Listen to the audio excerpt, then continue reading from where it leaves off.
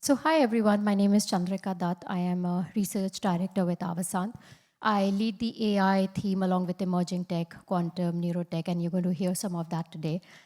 Before we start the moderation, the panel, I would like to showcase some of the research that we've been doing in this area. So I'm sure you must have heard the word AI so many times at the conference today. And this chart right here just shows what a long way we've come from, rule-based, task-based automation done by RPA bots to now cognitive automation conducted by AI agents. So that's a very long journey. And of course, while we are here, this is where we are going. The next evolution in AI, physical AI. It is a field of AI where, you know, autonomous systems, they interact with their environment, they perceive, they understand, and they execute tasks in the real world. Now, they can take any shape and form. It could be a robot, it could be a self-driving car, right? Then is quantum AI, and I know I have a panel. We have a panel right after this, so I really don't want to steal Jim's thunder. But very quickly, quantum, along with AI, is a very power-packed technology. What it can do, it can have a phenomenal impact from sensing to security to simulation or optimization problems that have multivariables. And it is helpful in complex use cases like weather forecasting, drug discovery, and so on. Then is ambient intelligence. What it means really is it's a combination of AI, IoT, and contextual computing, right? And it enhances the user experience. Through 2028, we will see some early use cases in this domain, more focused on reducing the cost and improving the efficiencies. To give you an example, imagine a very hyper-personalized retail store where a customer walks in and the ambient systems, right, they anonymously, they scan the customer profile and very dynamically, it can change the product displays, the promotions, and also the music to influence their shopping behavior. Then is my favorite neurotech. I'm sort of obsessed with this these days. And it's also because its implications are wide. Neurotech basically means all technologies that help in understanding the activity of the brain, mapping the processes, and to an extent even repair and control it, right?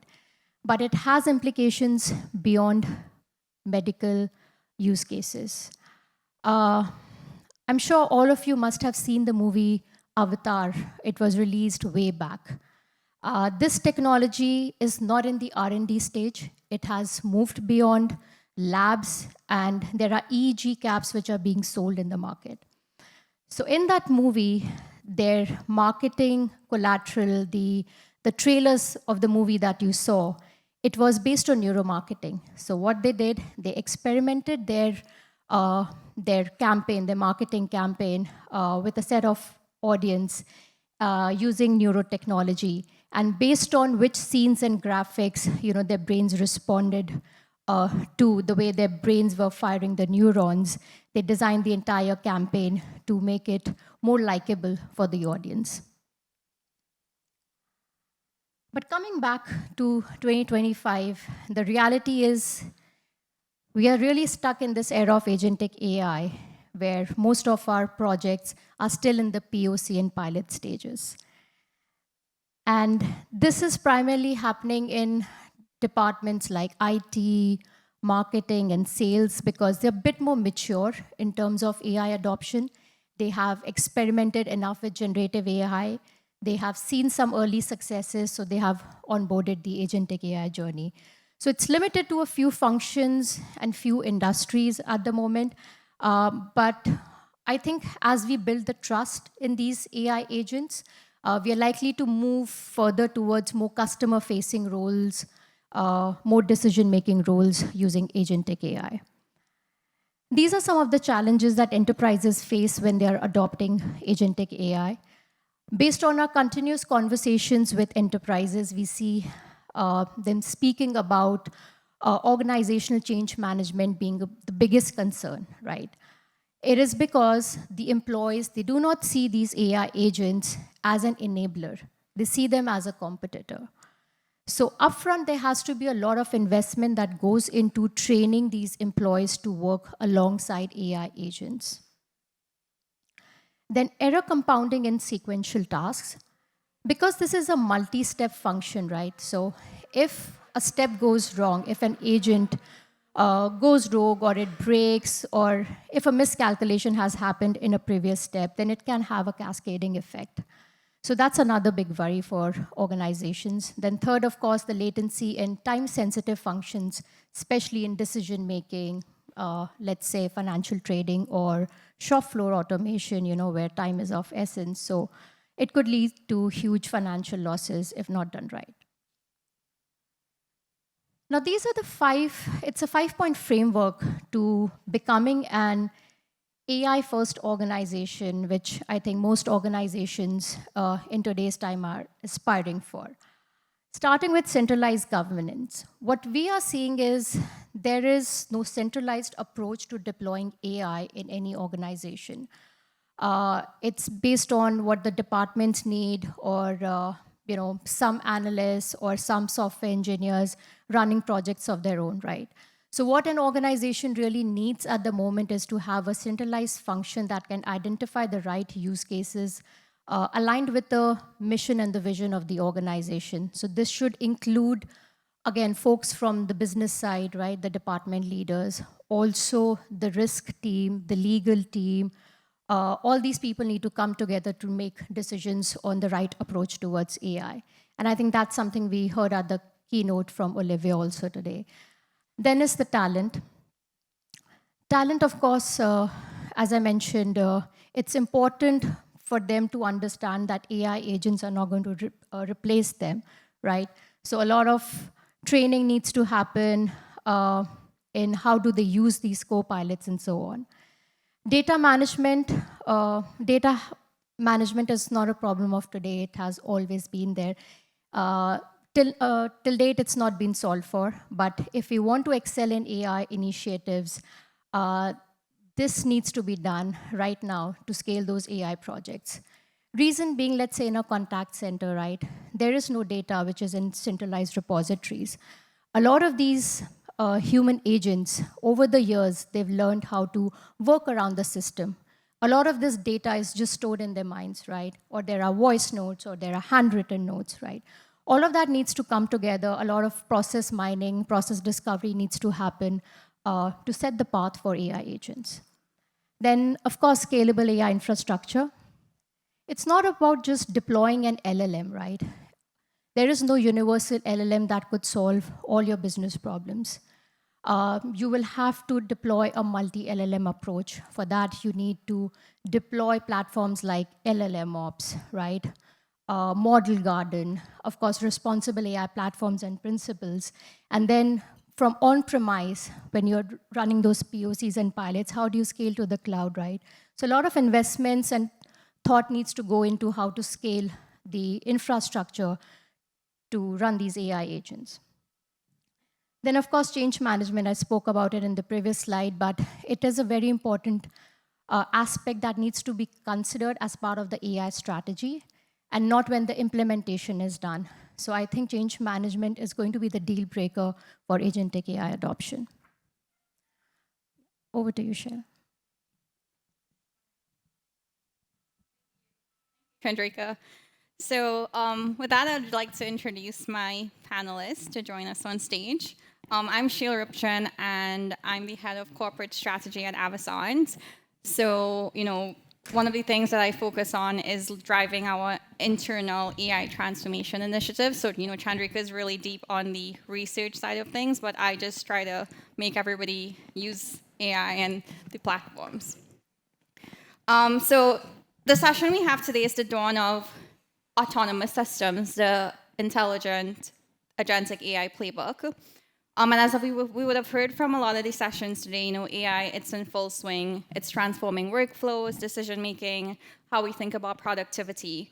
but it also brings real challenges: trust, orchestration, adoption, and talent. So in the interest of time, I'd like to briefly introduce our esteemed panelists joining us in this session. Of course, you've heard from Chandrika. She's a research director at Avasant, and she leads our AI research practice. And she's been at the forefront of exploring how intelligent systems are transforming industries, and her insights today have set the perfect stage for our discussion. Next, we have Dr. Mandeep Maini. So Mandeep, interestingly, earned her degree in artificial intelligence in the late 1980s, so before it was even a buzzword. And she brings over 3 decades of experience in healthcare technology. She currently advises healthcare organizations on integrating AI to improve clinical outcomes and operational efficiency. And Mandeep is also an Avasant Fellow. And finally, we also have Fernando, an Avasant Fellow, and a senior executive with deep expertise in operational transformation and workforce strategies. Fernando has led global operations across industries and now focuses on helping enterprises embrace AI to reimagine workforce models and scale digital capabilities. So before we get into the discussion, I just want to frame a bit where we are now. We're seeing every company, they're integrating AI into some form of fashion, whether that's through automating workflows, enhancing their decision-making, or experimenting with generative tools. But most organizations, what we're seeing is that they still struggle to conceptualize what AI truly is and what it means for their business model. So they know they have to do it. You keep hearing, you have to get on board or you'll fall behind. And they're layering it onto existing systems. But we're rapidly approaching a time where we will see AI-first companies. So these businesses won't just use AI, they'll be built completely around it. And when that happens, we'll see disruption in the scale, for instance, of how Uber, a digital-first company, was completely disrupted the traditional taxi industry. So that means we have to stop thinking incrementally, as we heard from Kevin this morning, and start rethinking the model entirely. So to get us started, Mandeep, I'll put the first question to you. What's the biggest misconception that you're seeing today about agentic AI, whether it's about its technical aspects, the risk, or the expectations people have of its functionalities? Glad to answer that. And first of all, thank you for having me on the panel.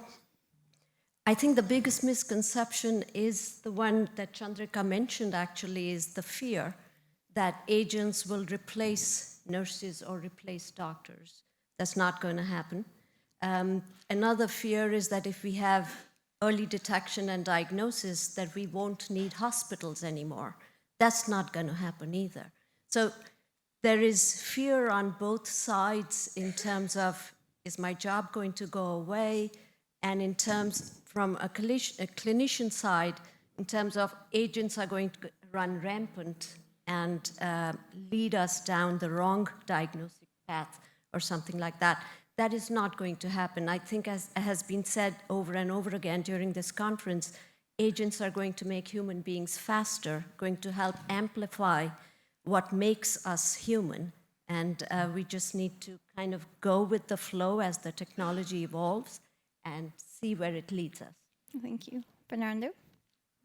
Thank you. Good afternoon, and thanks for inviting me to participate in this panel. I agree. I think the people dimension is key. And as a CEO and having done at least one successful project in AI, what made a huge difference was to bring people along in the journey and being transparent about what was the strategy and how we could enable them amplify their work with AI versus replacing it or changing it. And I think that was the key to success in a way, and this was done in a research and development of vaccines environment. Researchers are very data-driven, very thorough, very conscious, and that was one of the key success factors. Thank you. And Chandrika, do you have anything to add to that? Yeah, so I think the biggest misconception with Gen AI, automation, or any of these technologies is they're going to transform work without the work being transformed first. And I spoke about how data management practices need to be changed, right? The SOPs need to be changed. And I think Olivia emphasized a lot about, on how do you need to document the new ways of doing work now, the responsible AI guidelines and so on. So I think we need to put in a lot of work in our internal processes first before we even attempt to apply a technology like AI, Gen AI, or even quantum. Thanks. So Mandeep, just coming back to, the point that you mentioned regarding the specialist and, what you've been seeing in healthcare, there was an interesting study where from Java Network Open and using ChatGPT, they provided a diagnosis with 90% accuracy compared to the doctor without it, which was 74%. So, we often hear that specialists, doctors, lawyers, they're more resistant to AI. And why do you think that is, and how do we overcome that? I think different people have different theories. Some base it on human psychology and what doctors who've spent so many years studying medicine may feel about it. But I think essentially it is about trust. Do doctors trust that the technology will be as good as they are, for instance, in making a diagnosis? And sometimes they will second guess what it is saying. I think it's a matter of time, though. As AI technology gets used more and more in diagnosis and in treatment, I think it'll build the trust and enable more doctors to adopt the technology. There are also different people are wired differently. Some physicians are more innovative than others and are willing to try newer treatments, for instance. The AI-generated personalized treatment plans and so forth. All doctors are not willing to try them. Some are. So it's the mental makeup of the physician as well. So it's across the spectrum, can be many reasons, but I think trust is a very large factor. Yeah.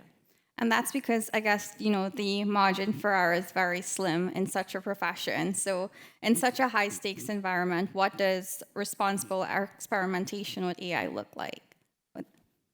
I think experimentation is probably the right word, although I wouldn't suggest experimenting right away in the clinical decision support systems or clinical workflows and so forth.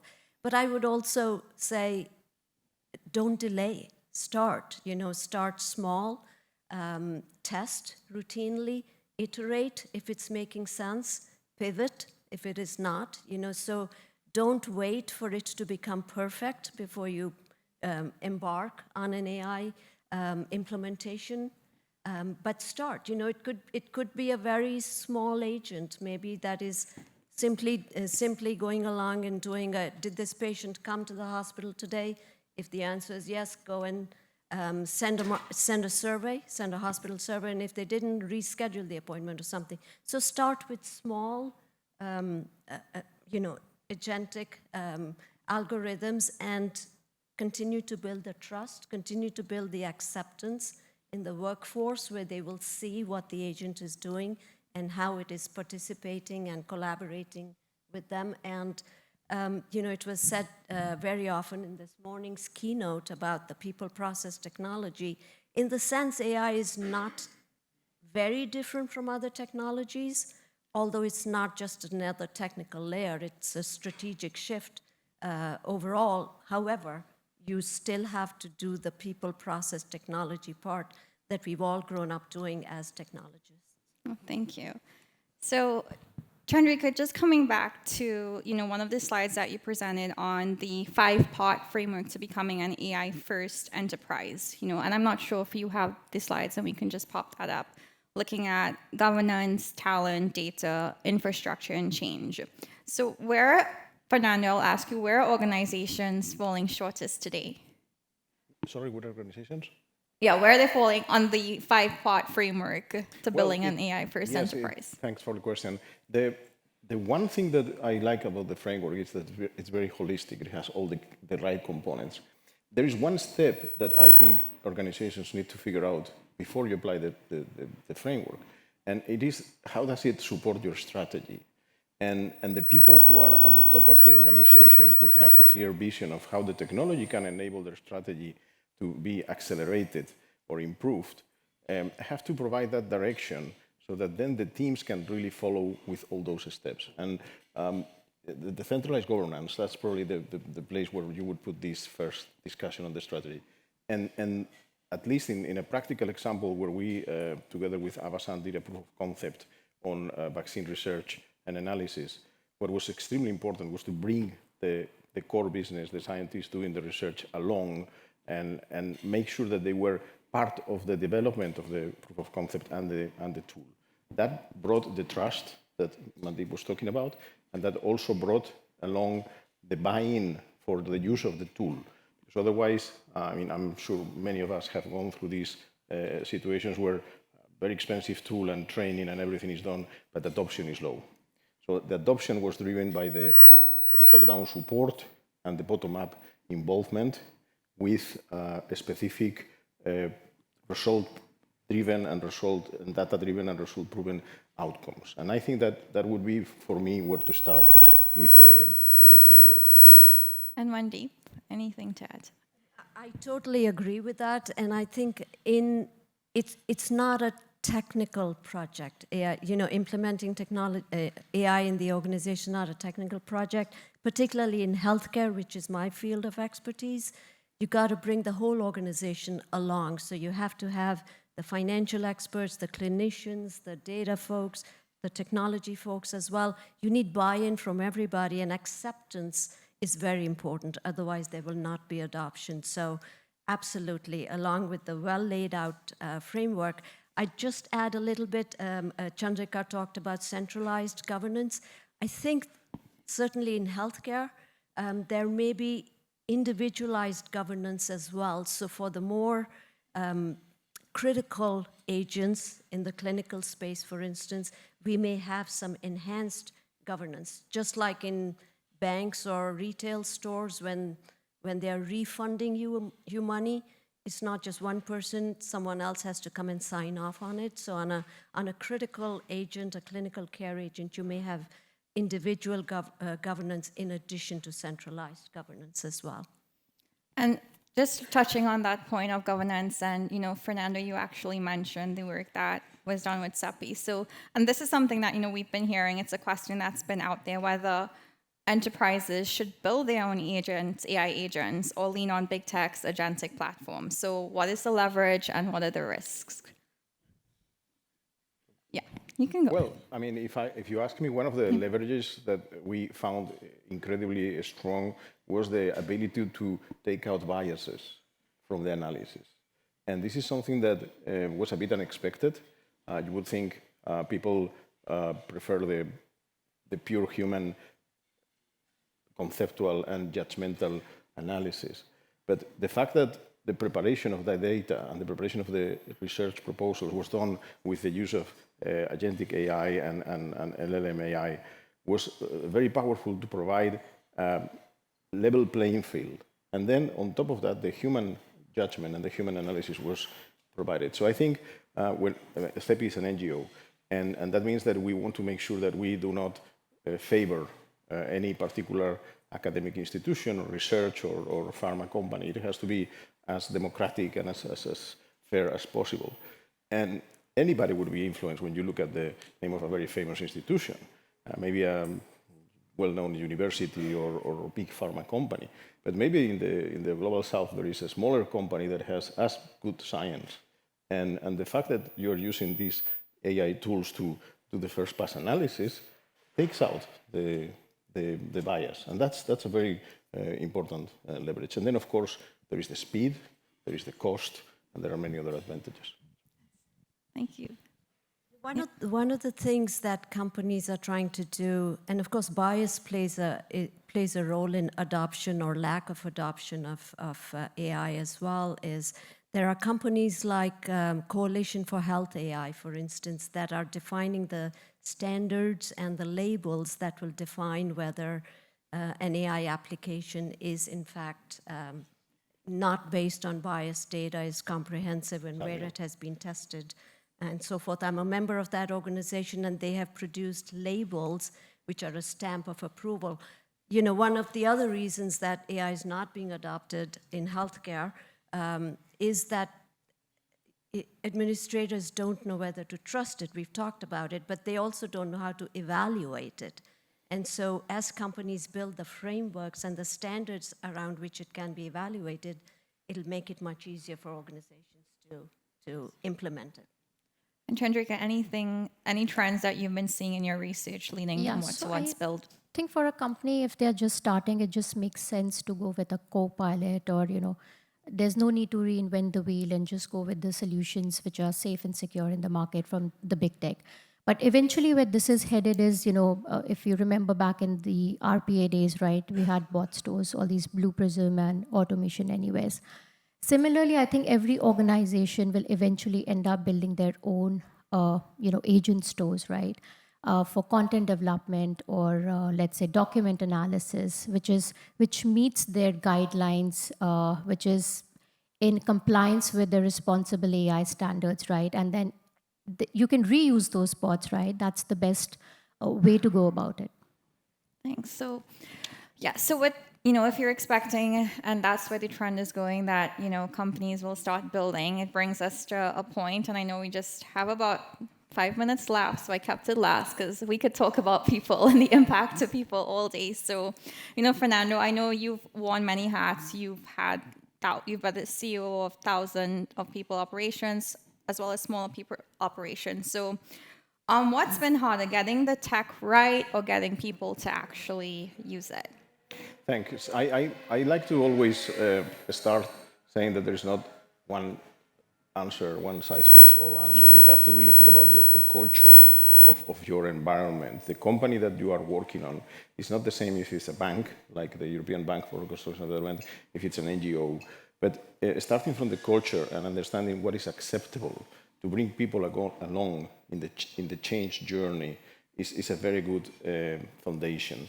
For example, to be specific, at CEPI, an NGO, it was very clear that we have to provide everybody with the same training, the same tools, the same opportunities, even if that was more costly.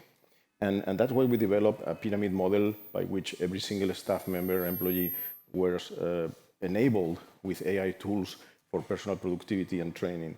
Then on top of that, in the pyramid, we had a group of super users that had specific case studies, and they were also given more access, more licenses, more training.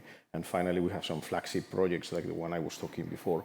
So starting from the culture, making sure that the strategic alignment and connection is clear, and bringing everybody along the journey so that nobody is left behind was the right answer for this NGO environment and this AI strategy implementation. Maybe in another organization, you can do things differently, but you have to always think about people first, the culture and the environment where you are doing the change management.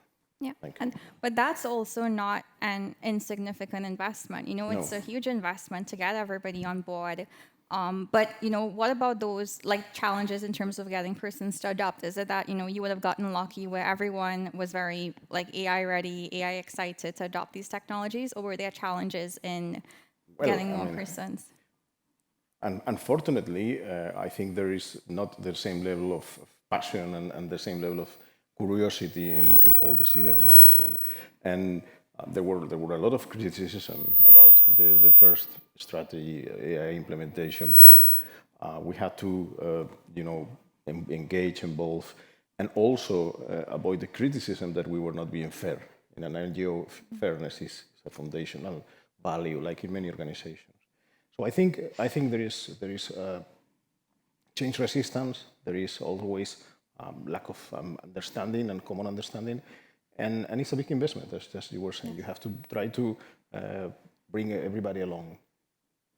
Yeah. Mandeep, anything that you like? I totally agree. There were two speakers this morning. I've attended so many sessions, I don't remember who said this, but for every time there is a success, he said, communicate it widely. Maybe it was Kevin who said it. I'm sorry, I don't remember.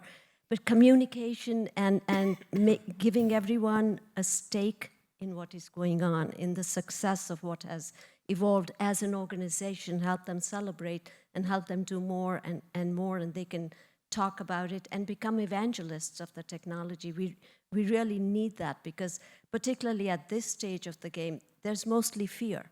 There's executives who are fearful of what the change holds, how do I adopt it, and are rushing to do things, maybe not in a very strategic way, but because shareholders expect that they're doing something with AI, and so they're trying to do it. But, to communicate it widely, planfully, and strategically, and bringing the whole organization along with the success, I think will continue to build more and more success. And apart from, that robust communication, is there anything else that, you were doing to help alleviate that fear and to get people to start leveraging it more? I think there has to be an incentive to adoption of AI, whether it's Gen Z just entering the organization or someone who's going to be retired in the next 5 years. Otherwise, I think it'll just end up being another failed technology like a blockchain, if I may say. Blockchain did not fail because it didn't have use cases to solve for. But by its underlying nature, it was transparent. And how many organizations or departments within them wanted that transparency, right? So there was no incentive to adoption. I think once we understand that and create that environment internally, I think we could see a more scalable adoption throughout. But at this point, the problem is there are more questions than answers. So I'm sorry, I do not have a direct answer to that. I also think that as people start using it in their personal life and realize the advantage and the augmentation it's bringing to their personal capacity, whether it is planning a vacation or doing their own banking or analyzing their emails, they recognize the value that it brings personally and then slowly professionally. So I think everyone should go out and experiment with the technology. Start with the free versions if you don't want to commit and so forth. But I think everyone should experiment with it. It does bring value. That we've already proven. It's a question of adopting it in a safe and responsible way so you can use it professionally for added value. And if I can add a comment, it's also very powerful to emphasize the transformational power of the technology, not just to do things faster and cheaper, but to change the process dramatically. And let me give you one example. When the scientists look at research proposals, they have weeks to do the analysis and there's only one final decision. Thanks to AI, you can do a first pass review, ensure the quality, and then do the full review. That's very appealing because then the scientists get better quality proposals and the people applying for research grants, they also have a second chance to submit their best proposal. So transforming the process as part of the journey is very powerful. Well, I guess those were our final takeaways without me having to ask. So experiment with it, practice with it, apply it. So, well, thank you so much, Fernando, Chandrika, and Mandeep for this. Thank you. Thank you. Thank you so much.